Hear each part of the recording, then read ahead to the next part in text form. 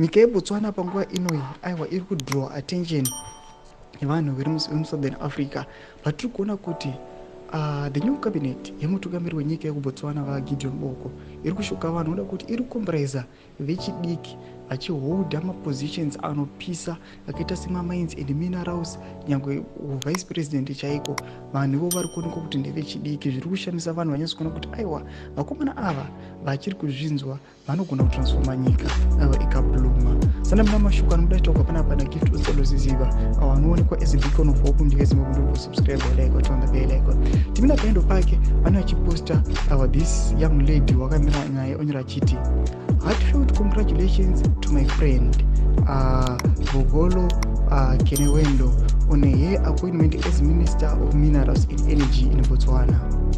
She is a true powerhouse. Wishing her all the best as she takes on this new responsibility. The present, and indeed the future is young. Ndo mashuka anomuda chitauka naGift Osaloziziva achiti aiwa this lady nekuva young kwavari they are going to transform nyika yeBotswana. Aiwa zvauri kuona kuti vachasa development iri massive.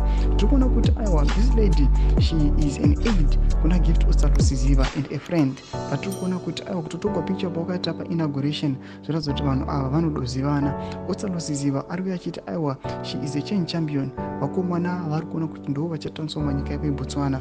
Zvatiri kuona nyika yeZimbabwe iri kutarisirawo kuti nyika yeZimbabwe ikaona mukana yekuitawo zvinhu zvakadai sezvinongotaurwa aiwa nyangwe ne the leader of opposition organization chamisa vachiti aiwa nyika yeBotswana yakatungamira isu tiri kutevera. Tudze mafungiro enyu muri kudii pamusoro pechitiko ichi. Pinda comment section yedu tudze mafungiro enyu. Musana subscribe like and turn the bell icon.